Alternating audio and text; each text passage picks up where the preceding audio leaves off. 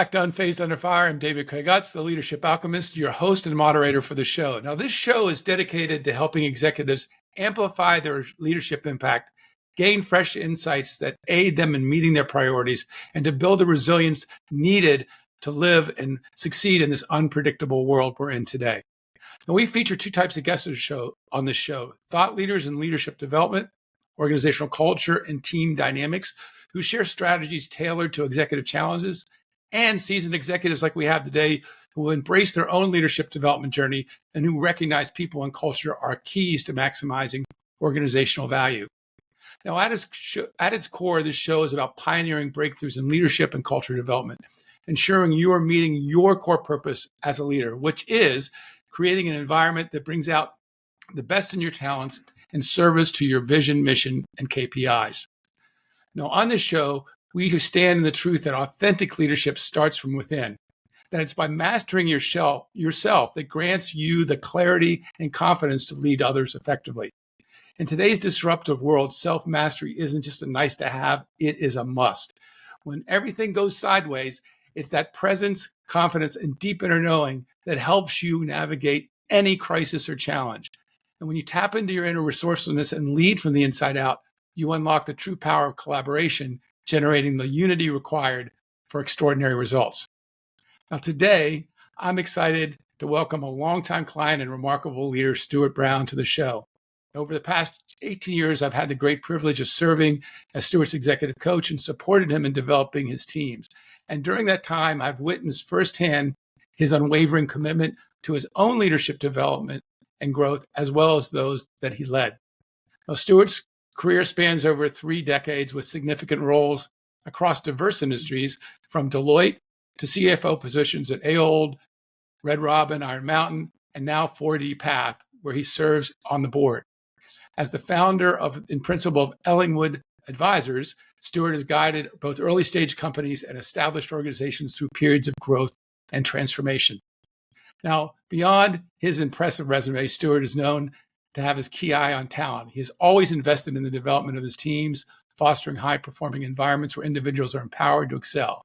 And his dedication to nurturing talent builds cohesive teams has been a hallmark of his leadership. Now, Stuart also does volunteer coaching and mentoring at his alma mater, University of Georgia, Go Bulldogs. He works with finance students in underrepresented communities, and he lives in Boston with his wife, Ingrid, and has a daughter in college. Stuart, it's great to have you on the show. Thanks for making the time. David, great to be here, and an honor, and humbled to be associated with these great guests that you've had on here before. Yeah, you're welcome. It's great to have you. It really is. And I hope I got all that right, or got most of that right that I just shared. Anything you'd add to that, or anything I missed or messed up? Anything you wanted to correct? No. That's all true. People may wonder how somebody needs 18 years of executive coaching out of a 30-year career, but you can imagine where I started, and we'll share a lot about that journey probably here over the next. I realized when I was interviewing, it's not solid 18 years. We've known each other for 18 years, and I've jumped in and jumped out. So yeah. I haven't been holding your hand along the way. Thank goodness for that. So anyway, I know you were very well, and I could share a lot because of knowing you for 18 years. Yet, as with most of my first time guests, I'd really love you to talk about your journey in your own words. How did you get to where you are today, and what are some highlights along the way that are near and dear to you as you think back on your career? Yeah, David, I guess it probably starts with we're all influenced by people we met early in our careers, people we worked with, and role models. I think it's probably the same to me. And literally, it started off with a high school internship at a hospital where I was working for the CFO, a guy named Charlie Lawson, who was the CFO of this nonprofit hospital. And this internship was arranged with my English teacher, which says probably more about my English than anything else. And that's really what set me on the journey, is understanding sort of what accounting is and working with somebody who was a mentor to me very early on. And you got to understand get to understand the type of impact that a CFO can have. And so that set me on the path to public accounting at University of Georgia. From there, was with Deloitte and Touche for a few years, in the U.S. and then actually worked in the Netherlands on an exchange program. And from there went to Ahold, which at the time was the third largest retailer in the world behind Walmart and Carrefour, operating globally. And I got to work with some amazing finance leaders there who gave me exposure and experience at an early point in my career that I would normally probably not have had at a lot of companies. And so I got to learn corporate finance at an early point in my career, investor relations, M&A and acquisition analysis. And then as part of that, I've had a few different jobs, but also spent some time at Giant Food in the US, where I really got to learn operational finance. And there's some great organizations, the PepsiCos and the Kellogg's of the world, GEs, that teach operational finance really well. I got to learn from a great boss and mentor at Giant, a guy named Bob Evans. And so I got to see some things early in my career and see people to try to see what the impact of what a CFO can be in an organization, how you help set strategy, how you can align teams, and maybe we'll talk about this. And I learned from a lot of peers as well. So the type of impact and how to have a greater impact. And so I think I have sort of a natural curiosity, a little bit of a restlessness, and an interest in learning and problem solving. So taking things apart and putting them back together in a better way. Certainly made a lot of mistakes along the way, and a lot of the best advice and learning came again from peers, people that ran operations or people in HR, who, when you make mistakes, have your back and realize, hey, that's an important part of it, right? You don't go to school, people don't teach you how to mentor or coach, motivate. They don't teach you how to communicate with people. And I learned it's a lot better to motivate and build up than it is to tear down. That's a lot more fun. And so I've been a CFO primarily in public companies over my career. I've changed industries a few times, from retail, real estate, back to retail, Iron Mountain, which is big business services, and doing consulting now, interim CFO work and board seats. And it's all really about the same, right? How do you motivate people, align goals, and using finance not about keeping score, but about changing the score. How do you make a business perform better? Yeah, it's great. Yeah, and I mean, you highlighted that really it's the mentors that came along the way that kind of, whether it was the early connection with the gentleman at Giant, or it's HR that's helping you through some challenges with your team. It's through learning from others along the way that really helps us. And one of the things you said is about, like, the appreciation for the CFO role. Do you remember how early was that? Because in 2004, I knew you had a burning desire when I first met you to become a CFO. That was already implanted in you. Do you remember when that first gave birth, and what was about that set you on that course? Yeah, I mean, I think probably the biggest piece of it was in the operational role at Giant. I mean, up until then, I mostly sort of, I'd say, more corporate finance, treasury, investor relations, which is exciting because you travel a lot with the CEO or the CFO. You go around globally. You sort of can get very, very full of the, a little bit of the high life when you're with a successful public company. Right. But I think it was the role at Giant where I got real operational experience to come say, how do you run a business? How do you motivate people? And it was a company going through a lot of transition, a really strong brand in the Washington, D.C. area, if people are not familiar with Giant Food. And Ahold had acquired it while I was with Ahold, and brought some new people onto the management team. And it was there we start to realize, wait a minute, by providing insight, information that people hadn't uncovered before, that you can really change the business and change people's lives. So, able to, way before there were a lot of the data analytics that we have today, we built an activity-based costing system to understand profitability by category. And you start to think about inventory differently, and margins differently, and sales velocity differently. And so I think that sort of unlocking for me was a big piece of how I sort of really became to be passionate about the impact that the finance team can have as a business partner to the rest of the organization. Yeah, it's critical. Well, you've left the corporate world since, and now you have this consulting firm, Ellingwood. Is it Ellingwood Advisors, right? Right. And where you act as a CFO, interim CFO, or you provide other consulting to those organizations. Can you share a little bit more about the aim of your firm, and beyond that, what you're trying to leverage from your experience to provide to those organizations? Probably similar to what you were as a CFO, but maybe with a little different twist. I think a lot of people go through phases in their careers, right? A lot of people change careers, by the way, as well, and that's people who start off in one area and realize that's not really the right fit for them, and go to school and go do something else, right? There's lots of people who do that. For me, I was fortunate enough to sort of like fall into finance and accounting early. And I spent really the first 30 years, I sort of describe it as writing a novel, right? Being a finance executive across multiple industries. But the novel sort of had a beginning where I learned, right? The first 10 years of your career, you're really just learning and growing.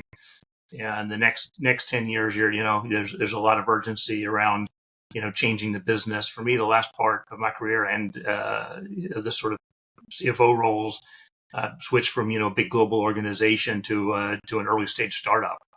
And that was great. I learned a lot. It sort of got to the point where, okay, that novel, I wrote that last chapter, and I said, I describe it now as I want to go write short stories, right? How can I help organizations and teams come in and have an impact in a shorter period of time, right? In part, it's recognizing that actually over time, I think the tenures that CFOs has been shortening. Certainly over the last 10, 20 years, and probably accelerated a little bit with COVID. And so there's always organizations that have some turnover or some need, or maybe it's a younger CFO who needs some additional help, getting certain, performance pieces in place. And it's a way for me to come in, scratch my itch to learn and have an impact, but do it with a sense of urgency. I'm coming in for 3 months or 6 months as sort of that short story. Maybe it's a novella. I'm on a project right now that's actually lasting a little bit over a year, where you want to come in and really make a difference and build a team and hand it off really well. And to me, that's really exciting to sort of come in, be able to do that, work with great people. That's the other benefit, I think, of doing it as an advisory role, is you get to pick a little bit more who you work with. And as being an advisor, like for me personally, it allows me to be more transparent and honest and direct in communication that you may not feel if you have a W-2 paycheck, that you may feel a little bit more beholden to the person that's doing your performance review versus being able to sort of give them the straight dough. So come in quickly, learn, make a difference, help implement a game plan, and then coach and hand off is sort of the phase I'm in. Yeah. Was there anything challenging about making that shift, and if from that interim role and consulting from being in the seat? And if so, what were those challenges for you personally? Maybe there were none, but I'm just curious if there were some challenges in it initially in that. I think there's always challenges, right? It's because some of it's about like building the relationships. I've built relationships over time, so I was able to sort of get some really good advice sort of going into this when I started to make this move, right? How do you find these types of opportunities? How do you build that network? And so over my career, I've been fortunate enough to work with some amazing bankers, some great consultants, great CFOs who are on boards now and come and say, I'm thinking about doing this. Give me advice. I've got, I may talk about her a little bit more. A friend of mine, Denny Post, who was the chief marketing officer at Red Robin. And so she's doing sort of a similar thing in the marketing side. And she gave me some good advice. She's like, don't take a job just because, somebody's your friend. You'll end up taking something you don't really like. So you've got to really be selective. And so I think the challenge is a little bit the mindset of coming in, maybe a separate question. Onboarding is really important on these, just like onboarding in any job or any career. Any job, critical. We can talk about that a little bit more, but it's important to come in, learn, listen, help make decisions quickly, have an impact. Don't come in thinking you know it all right away, because again, you can learn from your mistakes, and also realizing what I'm not good at. Right, I haven't worked in recurring software technology businesses, so I don't want to pretend that somebody's going to come hire me to come do that. Or if somebody says, "Hey, we've got this company going bankrupt, we need somebody to help wind it down," right? That's not something I want to go do. That's not the fun and the growth and the impact I want to have. So part of it's trying to figure out what you want to do and what you don't want to do. Yeah, as you said. Well, let's point to that. Something you just said about onboarding. I think that is my experience is that many organizations miss the opportunity of that investment of onboarding that it is. I know that most executives going into the organizations that I work with on onboarding appreciate the slowdown that is forced in that process when you do have a formal onboarding process. Because I don't know if it's true, but the experience is that, I better get in here and now make a difference as quickly as possible, and sometimes that can trip you up in a certain way long term. So talk to me a little bit about the importance of onboarding, and do you believe that that's still something that organizations miss for the most part, and what that missed opportunity is? Yeah. I'll sort of broaden it. I think it's critically important to be a successful leader in whatever department that you're in. And I think some organizations, to your point, are really good at it and have very formal programs. And you and I have worked on this over time as well. As I've changed careers, right? We sort of talk about me. I've shifted between industries. How do you come in and learn a new industry or learn a new business? Especially when you're coming in and having an impact. One of the things I've learned, I don't have all the answers, right? So, right. But there's actually generally the people who know what the answers are and having a hard time getting the solutions in place. And so coming in and learning the business, and I go back to, whether it's supermarkets at Ahold, where, you go and say, okay, I want to go bag groceries. I want to go ride around in a truck and work in the warehouse. Red Robin bussing tables, and I'm not that good at cooking burgers, but I spent some time in the kitchen. And to Iron Mountain, where I spent time, shred trucks, emptying shred bins, spending time with salespeople, a lot of time with salespeople globally. You just learn the business and what drives it better and makes you a better sort of, leader across the organization when it comes to setting strategy. And so learning the company is really important early on. Which I think also shows empathy to the organization, is, hey, this is somebody who cares about learning the business. Mm-hmm. And then really critical, which I think is often which I find a lot of times overlooked, is building the relationships. Yeah. Right. Yeah. And you and I have talked about this, and it's something going back to my coaching and mentoring that I do at UGA and people earlier in their career. Building relationships is so critical. Building trust is that foundation, right? You go back to whatever the 5 dysfunctions of a team. It starts with trust, and knowing that you're, I mentioned Denny posted Red Robin, like, we didn't always agree on everything, and that's good, right? The finance guy like me who's coming in and always fact-based, and the chief marketing officer who's creative and trying to make an exciting environment for customers, is figuring out how well to work together and having a high degree of trust, so we know we both have each other's best interest at heart and trying to get to the best answer. And so building those trusting relationships is really critical. And what I didn't know earlier in my career is actually being planful about it. And so yes. I coach and advise people today when they're going into a new job or a new company is like, it's if you're new or earlier in your career, right? Who gets picked for those interesting projects? Who gets promotions? Right? You're not in the room for those conversations.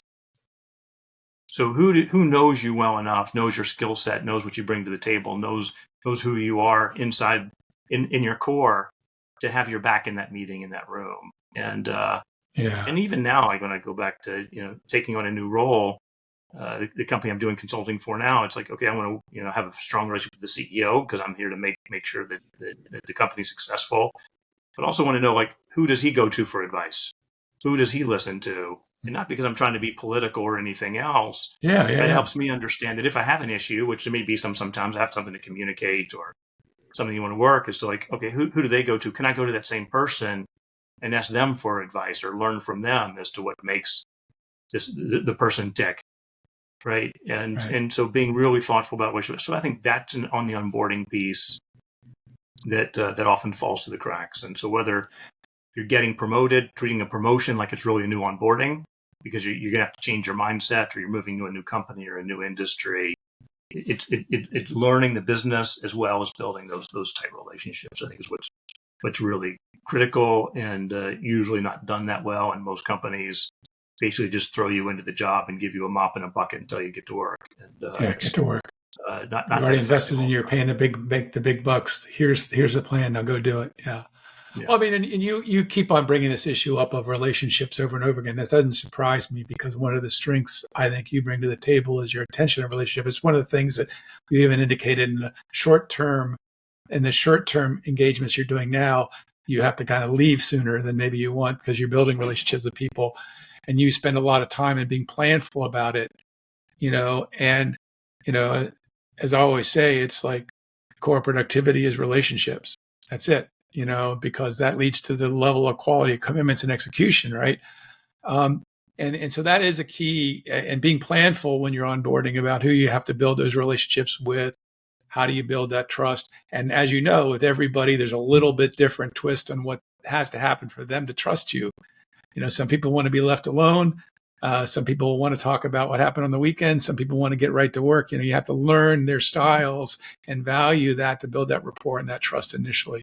So that's really good. Anything else you would say about things in onboarding that you feel you gained the benefit from when you were more strategic about it, in addition to building those relationships? Other things that obviously you talked about, also learning the business and taking time to learn the business by being on the shredder trucks or flipping the burgers or whatever. Anything else you'd say about what's really critical in the onboarding process for you?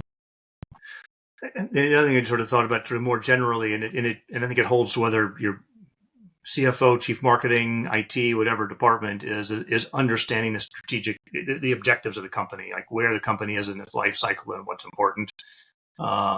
Sometimes you may enter an organization and, quite frankly, there's not time to build relationships and invest in that the way you want to because something's on fire. And so trying to find the right balance between doing that and building the trust and building the relationships and making urgent calls too if you have to. So it's not always about just coming in and kumbaya either. In building teams, sometimes you've got to make hard decisions to stabilize a business or stabilize a company. Or the other way around, it may be it's a great company, but there hasn't been enough innovation and the growth isn't there that needs to be there. And so really coming in and coming as a strategic role, and how do I think about it differently, bring new ideas to the business and work with the team to implement, here's the next growth vehicle of the company, or here's how we take out cost. So just under the situational awereness is probably a good way to say it as to what's going on in the company and factoring that in terms of the onboarding process. Yeah, we'll talk about this in a moment. You've been in so many different kinds of companies, from early stage to very mature Fortune 500. So you had different situations you've had to step into and figure out how to get the pulse of that quickly and make the impact you needed to make as quickly as possible. So you have some really good experience there. I want to step back and look at the CFO role in general right now. The finance function is so critical to the organization, financial planning and analysis, cash flow management, cost control, financial reporting and compliance, risk management, et cetera. Though there's a lot of components to the role that you have to keep the balls in the air, make sure the company's financed, especially if they're a growth company, and investor relations, et cetera. But how generally has the role changed over the 18 years that you've been in the seat? And what do you see as kind of the growing edge for this position today, and the main challenges that are emerging for the role as a CFO today?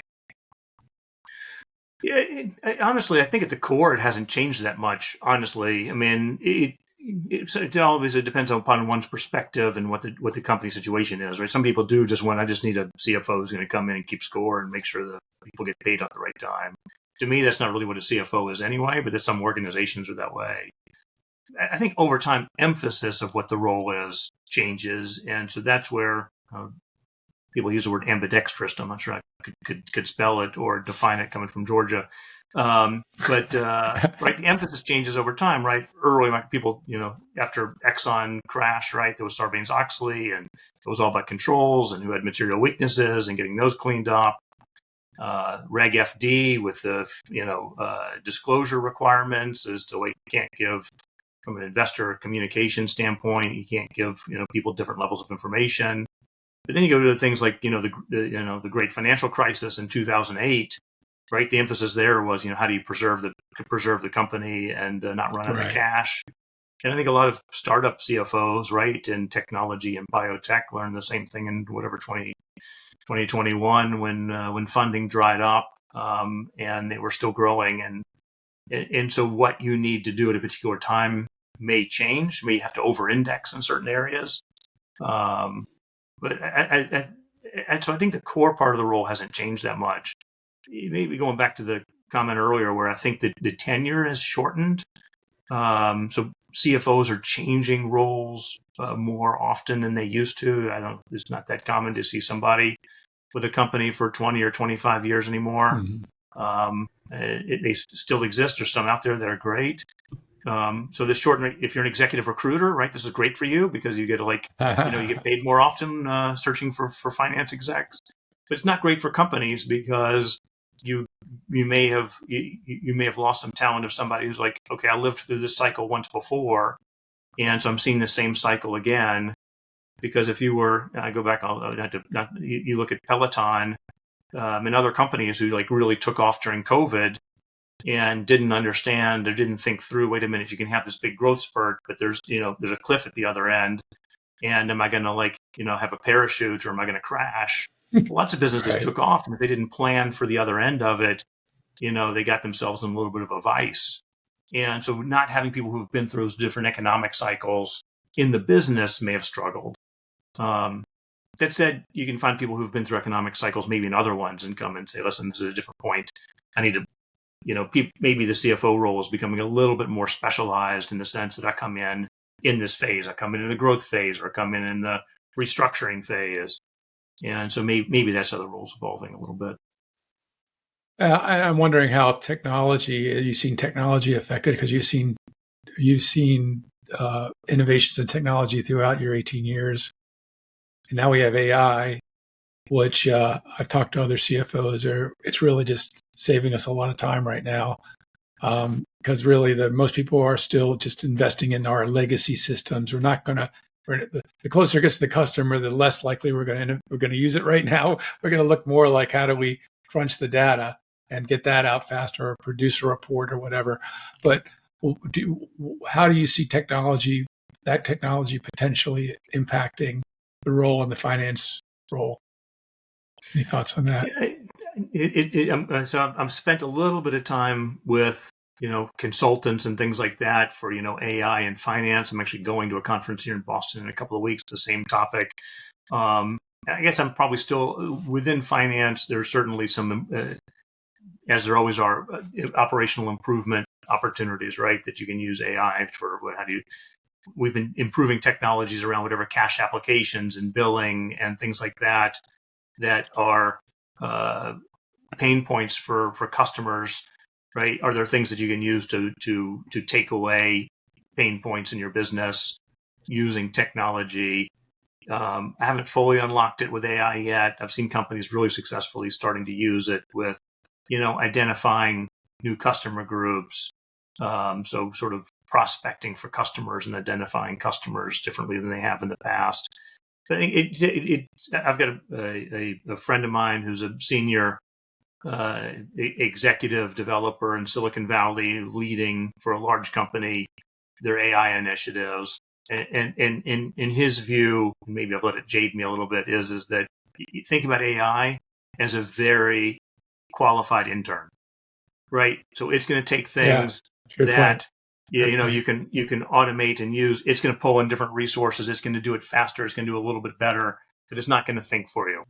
And he's like, maybe at some point in the future, but for the next 5 years, it's just a really high skilled intern that those types of repetitive processes and analytics, things like that you can hand off to somebody else, it'll help with. But a lot of the critical functions, it's not going to help you figure out your strategy. Right. And so that's why from the more so, we'll be able to continue to optimize and take cost out of finance, right? Before it all had to be local and cash, and then you got lock boxes, and we went to shared service centers, which were regional, and then a lot of companies outsourced to India and took cost out that way, and then we got rid of those jobs by just using technology, right? You see more and more of the accounting firms, using overseas lower cost. So technology will keep allowing those types of things, and then I think AI will be a little bit similar. Maybe I'm missing something, but still learning. That sounds good. Yeah, that's good. Well, I want to shift a little bit to your integration of finance and corporate governance, because you had a strong background in those, especially in your roles at Inari, I think in Iron Mountain. How do you think about integrating financial strategy with a broader corporate governance so you can drive organizational success more effectively? How do you think about the integration of those two? Yeah, it's a big question. So I'll I'll try to answer it, and maybe I can talk a little bit. So one of my interim jobs I took was Casper Mattress, and Mhm. where I was CFO. The CFO had left unexpectedly, or had recently gone public, and the CFO took another opportunity, and so they needed somebody to help, bridge while they looked for a permanent CFO. But they were newly public. A number of the board members had not been there that long a period of time, and so the as a CFO, part of the role I think is working with the board to help understand or clarify the business strategy. Because it's sort of, when you think about sort of the impact of finance and finance strategy and governance, finance strategy in my mind lives in service to the corporate strategy, right? Right. And so that business strategy and that corporate strategy is really one of the key roles of the board, going back to sort of the governance side of it. And so how does the CFO work with the CEO, right? There's hopefully a partnership there, and maybe we should talk a second in terms of what the role of the CFO is, maybe, at least in my mind. But so once you've sort of clarified and everybody understands what the business strategy is, working with the board, I think the CFO has a role to play at the table Right. with the Absolutely. strategy. And then it's okay, what are the objectives, right? You sort of drill down. What are the objectives? What's the time frame to get those done? Because some things you can get done very quickly. I need to take cost out. Some things take a lot longer. I need to build a new business line. That may take years. So what's that time frame? And I see the CFO of having sort of a critical role at the table, facilitating those discussions, understanding what capital may be available for different initiatives, prioritizing those. And that, I don't know, maybe the analogy, you and I've talked about this a little bit in the past, and that was going back to athletic training analogy, Yep. right? When you're in the season, yeah, there's certain things you can do to get better, right? From a baseball player, maybe I can read better about, who the batters are and what their strategy is. Are they going to steal or not steal? There's certain things you can do to get better in the season. But David, I've talked about this. My daughter was a figure skater and had the fortune to train with an Olympic level figure skating coach. And there you learn that Olympic athletes, they think in 4-year cycles, right? So that was one of the benefits I've had, is sort of like reframing planning cycles, both from a personal development standpoint, but also from a business development standpoint. And so that's where also sort of like working with the board to say, what's the time frame to get this to happen? And no confidence is here. I mean, Iron Mountain, when I was there, starting in 2016, we wanted to do a cost takeout, reduce cost, and at the same time start building what the next growth vehicles of the company are. And so, company's been very successful at doing cost takeout, restructuring, taking advantage of technology, driving profitability, reinvesting that back in a data center business that in 2015-16 we were just starting. And at the time there were a lot of skeptics saying, like, how do you build this adjacent business? How are you going to leverage it? A lot of investors were skeptical whether it would play out, and here they are now, one of the largest, 7, 8 years later, one of the largest data center providers in the world, taking advantage of their That's global right. scale and relationships, customer relationships. Some things take those type of planning cycles, and that's where the CFO, the board, has to filter that down, and the CFO has a role, I think, to play in sort of laying that out and working with the management team to, identify what the priorities are to deliver these things that are sort of shorter term and longer term. And so I think that's where, sort of broadly corporate governance and finance overlap. There's other areas as well, but that's probably the one that seems to be the most impactful for me. Well, it seemed to me that if you're a CFO and you have some deeper cut into the governance, you're as you're pointing to, the job is richer and more interesting, more rewarding because you're adding more value because of that integration, and it also increases your value as a CFO to the organization. Would you agree to that? Yeah, no, in my view, that's what makes it fun, right? It's Yeah. like, what's the role of the CFO? And because I have people sometimes say, well, would you want to be a CEO one day? And it's like, okay, I'd like to think I can do it. To me, I think the heart of the CFO role is really being the business partner to the CEO and the executive team, right? Absolutely. Because Absolutely we're right. the Yeah. ones, there's probably some Star Trek analogy here, right? We're the one watching the dials and gauges, understanding, is the business performing, right? And so when there's something not hitting on all cylinders, to come and say there's something here not performing to expectation, and how do we go in, right? Because the finance function should sort of see that first and help be able to, of course, correct as needed, right? And I think then with that, sort of uncovering where help uncover where the opportunities are, and creating alignment across the team, right? So it's helping. Usually, the finance function is very involved in sort of setting what the targets are, right? Yeah. And then so with that, then we got to understand like where we need to be investing. So helping set capital strategy, and so that's where that CFO partnership with the CEO and the leadership team is really critical. While, at least for me, while recognizing that we don't make any money in finance, right? It's not just about keeping the score. We live in service to making the marketing team better, making the operations team better, giving them the insights and information they need to perform better. Do a labor, if you're looking at, okay, all right, operations team, we need to find some cash to invest in something else. Let's look at labor, right? Okay, how much time, how much overtime are you running? Is it better to bring people on board? Is it better to have more overtime? Is it all our employees? Can you outsource? Are there things we can do for sort of cost takeout to do things more efficiently that may take some investment? The payback period is short enough where it makes sense to do those investments.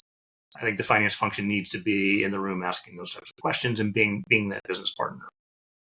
And when you're coaching students at University of Georgia, are you talking about this integration piece? Is this a piece that you say you ought to be involved in? If you're an upcoming finance executive, is that something that you would highly recommend, or do you think that's a natural course that happens as you develop in that role? I'm not sure it's natural or not, but it's the coaching I'm doing is probably still, I would say, a little bit more early on, right? How do you find the culture that works for you? How do you build relationships? Exactly. How do you, what's important stuff. Yeah, exactly. I'll, I point them to. I'm not sure if David, if you've ever listened to Carla Harris, who was a banker at Morgan Stanley, and she's got some YouTube videos that are great, and she says things really. So I'm sort of talking about sort of performance credits, right? Working hard and getting good results is one thing. Building relationships then is the other one. And so the whole your important decisions are made and you're not in the room. I stole from her, so I give her full credit for it. But it's a little bit different. But then over time, as you continue to coach and mentor, it's like helping. It's more in the development phases. So what's the next? What's the first role? Who are you going to work for? Are they going to train and develop you? Especially post-COVID, get in there and like, how do you learn? And then for the next role after that, I've been doing this long enough now where people are moving into their second or third roles. You're like, okay, how do you think through what the next career path is? And where do you want to go over time? Maybe sometimes taking a step back is more important to get what your end goal is as you want to grow in your career. I mean, my mistake was I had blinders on early in my career. One of my mistakes was I was like, I got to do this and then this and then this. And I didn't take a step back to think like, oh, maybe I should have like gone completely sideways and learned something very different first. And that would have helped me longer in my career. Yeah. Very well said. Yeah, as you can rise in the role, that becomes more important as you maybe go into VP level or even at senior director level. You might start thinking more about those things and about the business in a different way. And we've talked about this also. You've really, and I'm looking at like, how do you increase your value as a finance person and raising to aspiring to be a CFO, or as a CFO to become more strategic, impactful CFO. That we've talked about that one issue just around corporate governance. You've transitioned across a lot of different industries, from Ahold to Giant to Casper to now you're connected to 4D Path. You were with Inari, Iron Mountain, which is a whole different experience. And there's challenges, and we talked about those personally as you went through those, of learning the business, learning the distinctions of it. What are your thoughts on, CFOs maybe consciously creating a diverse path like that, or would you not wish that on your worst enemy? I don't know. Doing that. What was that? What was the challenges of those moving in those different environments, and how that did make you a better CFO to do that? Yeah, it's. I think it just depends upon sort of somebody's nature. One of the challenges is people like to put you in swim lanes. So the people that I know that are executive recruiters, right, going back to building relationships, I've got people I know, I feel personally well at, all of the big executive search companies. And it's easiest for them to put you in a swim lane. Okay, Stuart is a biotech CFO, or he's a business services CFO, so I'm going to go show him the CFO clients, because that's the easiest for them. And so one of the challenges is people don't necessarily know what to do with you. So you need to, like, as you grow through your career, have people, either have a good reason as to, wait a minute, I've been doing, XYZ, I've been in whatever the restaurant industry. Now I want to go into, the automobile industry. You've got to have a good reason how you want to do that, and to make that change in what you bring that's different. I do, even now I'm doing consulting. I think it's been, again, wasn't conscious about it. Is one of the things I bring is I can I've seen problems from different sides, right? So in real estate, I've been a tenant and I've been a landlord. Labor, I've hired lots of people. I've done labor management in restaurants. I've outsourced stuff to India, and I've made a lot of mistakes, and I've seen things go well and not well. And so people are looking for people who can solve multiple problems or see problems from a different angle, right? Or a business from a different angle that people haven't seen. I think it's sort of one of the side benefits. I wouldn't necessarily encourage anybody to do it. For me, it was lucky. I mean, part of it's me, like, I love complex businesses. And so any business I can take apart or put back together. It's interesting that I sort of think through it, talking to the CIO where I'm consulting today. If you're in IT or maybe HR, people I don't think twice about putting you across different industries. Right? HR people are great, managing people across lots of different things, but somehow in finance they feel like, you should stay in your swim lane. And very good. Yeah, it's like something about going deep and broad and all that. I think, you love variety and learning. So that was part of what drove you into these different things too. You had opportunity, but there's also, you have enjoyment of being kind of thrown in the deep end and figuring it out. I think I've seen that about you. Yeah. And this is going to go another direction as we proceed to kind of the last, third of this time we have together. We worked together for nearly 2 decades. And I do want to emphasize to everybody that it wasn't all the time. Stuart was fine without me.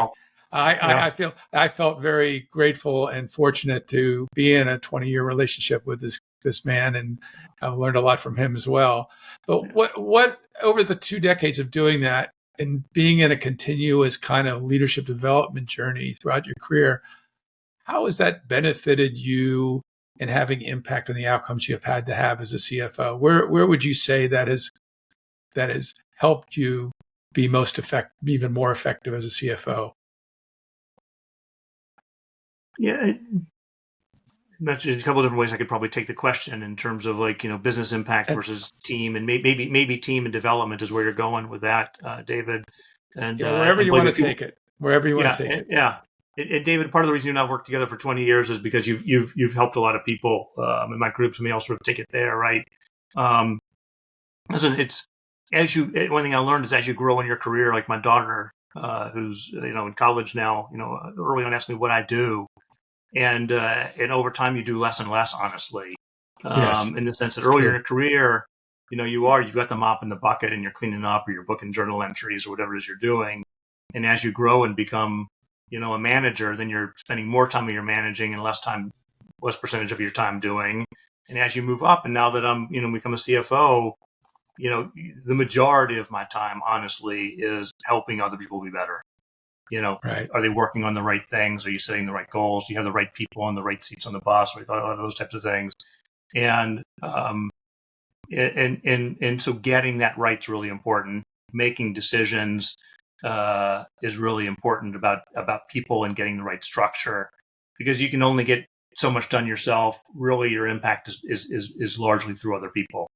So the higher quality your team is, the better prepared they are, the more that they're aligned with goals, the better the organization's going to be, and the better you personally are, right? You can't fix everything yourself. You saw me early on in my career, right? You go into a situation where, it's not the right team, they don't have the right systems, and you end up, almost having a heart attack, falling, collapsing on the factory floor, trying to hold it all together. And you're like, okay, this is not going to do it. So you learn early on that, okay, I got to learn how to build teams.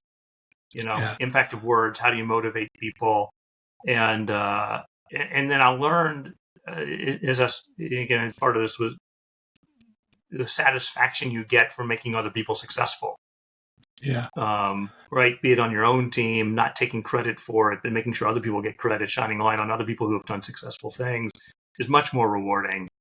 And I didn't really, and to me, that's what felt good, right? When I go back to like, okay, when I'm completely done working, I think the legacy I want to leave behind is how many people did I help, be successful, and it makes me feel good, right? And somebody, I'm sure, could say, hey, well, listen, it's really altruistic of you. I'm not sure it's altruistic. If it makes me feel better, I'm doing it for my own good anyway, right? It makes me happier. And I think it's not, you go back to like research into charity and things like that. Like people who give money to charity are happier than people who aren't, right? So I've not thoughtfully, but realize, hey, I feel good if I can help somebody else in their career. In general, you're helping people in their career be more successful than they realize they could be, because they're not challenging themselves enough. They're not getting pushed enough. And then people dive into quick. I mean, this consulting role I'm doing now, a leader of the procurement department, a great person, but I think I sort of came in and there was a function that hadn't given a lot of direction. So worked together, and I'm like, let's change the perception of the procurement department. And I was like, for the next 3 months, I want you to run an Ironman. Like, how much can you get done over the next 3 months that people think are going to take you the next year or 2 years? And the person responded great to it. He was like, that's awesome. That's great. I appreciate you helping me set the direction. And I was like, well, as part of this, do you want to do a 360, right? And some people run away from a 360, like, 360, they're trying to get rid of me. And he's like, hey, the only way I can get better is if I know what I'm not doing well. I'd love to do it. And you get people who sort of in an organization who help get things done, and you can unlock more out of them personally, which is great, and help the organization. And it's so satisfying. Yeah. Well, and that's the hallmark to me when leadership gives boots up in the human system, is when people are starting to enjoy the process of developing others and seeing what happens for them and having an impact on their lives, and saying my legacy is the people that have been underneath of me that now are CFOs or moving on in their career, or I'm still in touch with, and we still have a meal every once in a while because we just enjoyed working together so much. And it's every time I see them, I see their growth, and I feel like it feels good. And I think, the CFO job is so complex at times, right? And there's a lot of pressures on you from the top of the organization, from the market, from within the stakeholder groups. And I do find that there's still a group of CFOs that emphasize the technical side more than the people side. But what I see in the people that are more attentive to the people side, not that they're not attentive to the technical side, but they don't have to worry so much about it if they have good people and they're developing good people. And it makes the job a lot easier and a lot more rewarding when you do that.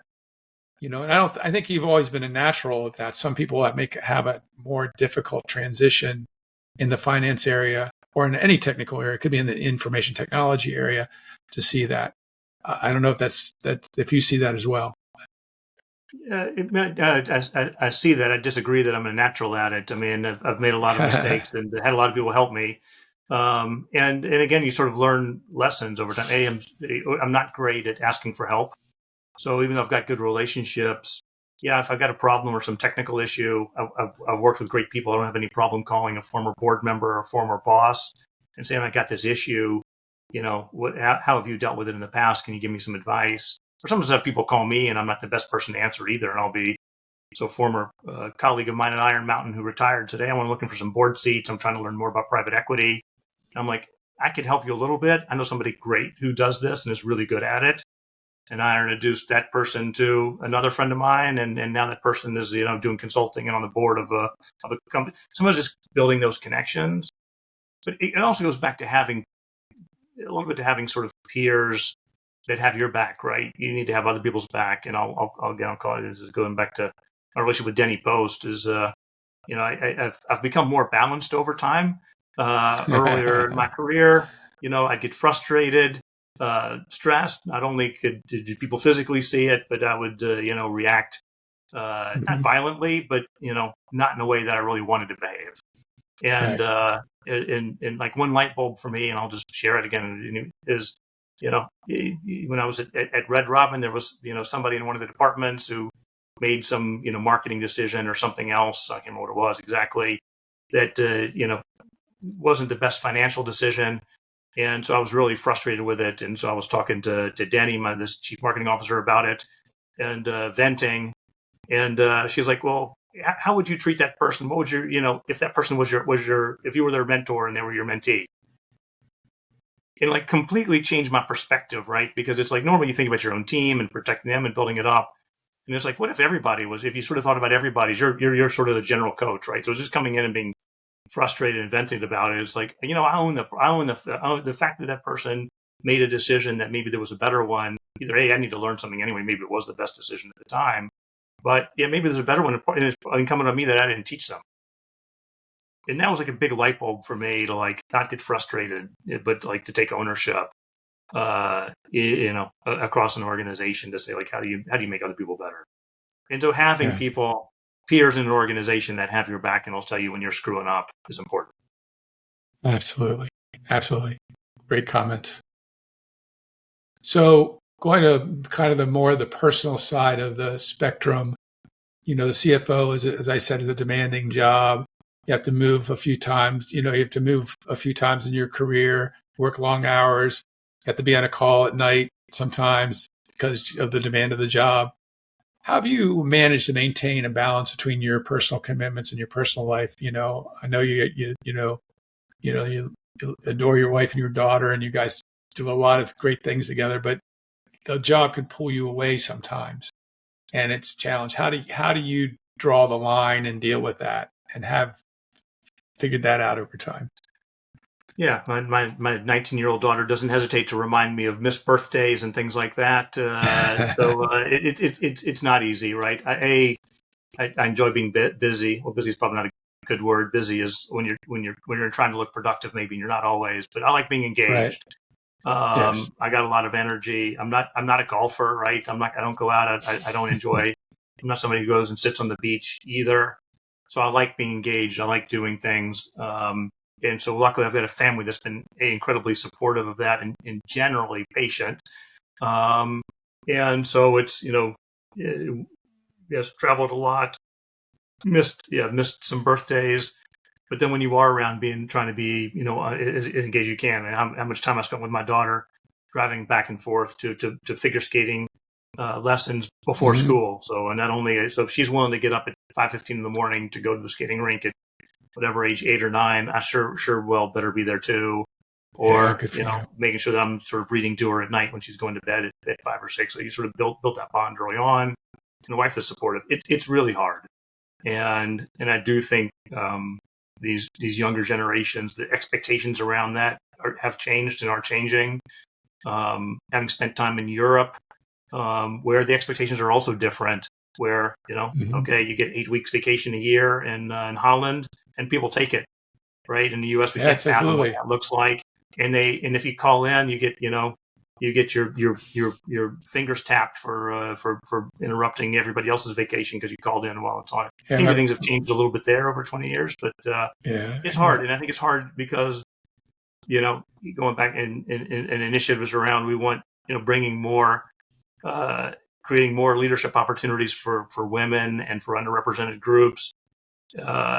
It's difficult for both parents to work, right? We nationally don't have a great pre-K system. School systems aren't that reliable. COVID made that harder. So I think, as a nation, we need to keep investing and building and improving opportunities. And it starts with some really foundational things that allow families to both participate in the workforce equally. I think, we have to remember that the family structure has been around for thousands of years. And when it's solid, everybody seems to do better, and when you're supporting that in the right way and supporting families and the parents and the families in that way, that's pretty critical.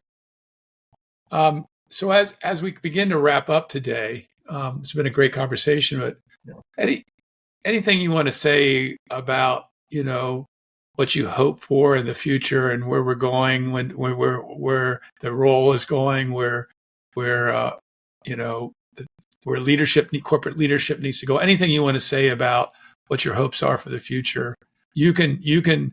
That's a big question, so you can pick any little puzzle piece out of that you want to talk about. Yeah, no, I mean, I guess what I'd encourage people is to take time to give back, which is the opposite side, but the most rewarding side of what we just talked about, right? In terms of like how much time do you have and where do you allocate it? And sort of reminded quickly of the Catherine Graham. She was the owner of the Washington Post, and her autobiography, where it's you spend her I think it was her father's philosophy. I'm going to paraphrase and not get it right, but you spend the first third of your life learning, the next third of your life sort of building wealth and relationships and community, and the last third giving back. And it's the giving back piece. I think you don't have to wait till the last third. Going back to the sort of the mentoring program we've got at University of Georgia, I mean, people that are 2 or 3 years out of school, the value that they bring to people who are juniors and seniors is really important. Maybe take a second to sort of thank organizations like the large banks, the large accounting firms, particularly the number of folks from at the University of Georgia, underrepresented groups that have gone to work at Bank of America and JP Morgan and Wells Fargo and PwC and Deloitte. I shouldn't call names out. Those organizations take time. If you work at one of those organizations, who can make a difference or create an opportunity for any young student to learn and work earlier in their career, or just taking time yourself, not that hard. It just takes a little bit of self-motivation or initiative. And to make a difference, you don't have to go out and try to make a difference in 10,000 people's lives. Pick 1 or 2 people, and it's the proverbial like pebble in the lake, right? You throw it, you impact 1 or 2 people. That's going to impact. There are 3 or 4 people, and it just sort of ripples out and has that impact. So I'd like to encourage everybody to sort of go back to your alma mater, wherever, and see where you can lend a hand. And then going back to sort of relationships and things like that is. Encourage people to go back and take the time to thank people who helped them, right? People who had an impact on their career, their previous mentors. I've been able to I've tried to stay in touch with most everybody. There's one high school teacher that passed away before I got a chance to thank him for kicking me in the butt and realizing that I wasn't meeting expectation. But I really try to make sure that people understand, even very early in my career and university, that the impact they had to help keep them going too.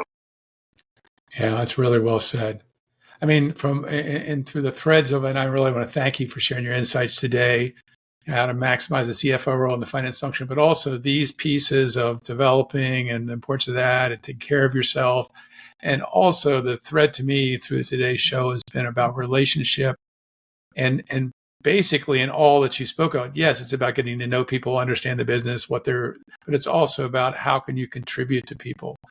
And you do that in a number of different ways through your direct reports, the organization, to giving back at UGA and other things. And, you don't do that. You do that kind of selfishly because of what it makes you feel like, which is great. But you've discovered that. And I think that is the key to leadership is because, every day you're showing up to work. Why are you showing up? And like, as I say, and I've said many times on the show before, are you sending people home to kick the dog or hug their wife? Which one do you want? Obviously it's the latter you want to do. So that's great. So thank you very much for coming on today. I really appreciate it, Stuart. Yeah, David, thank you for doing this. And again, having listened to a number of your podcasts before, from this season, from previous seasons, you've had a lot of great people on and learned a lot from those as well. Thank you for spreading the word. And very honored that you said yes, and as well as those other people. And I really want to thank everybody for listening, and thank you for joining us on this journey. Your time and attention is truly appreciated. If today's conversation resonated with you, I'd really be grateful if you shared this with others who could benefit, your colleagues, friends, anyone that's seeking to lead and be more impactful. You can catch this episode and all other episodes via YouTube on video, or you can listen on Apple Podcasts, Spotify, Amazon Music, and many other platforms. And the link to the full list of those platforms will be below in the description, so you can see I think 19 platforms we're on now. And as we close, please remember the incredible value you do bring when you invest in the growth and development of those around you. As Stuart said, until we meet Again, keep leading purposely and creating value for your organizations. And I'm wishing you a fantastic rest of your day. This is David Kragos, the Leadership Alchemist, signing off. Until next time.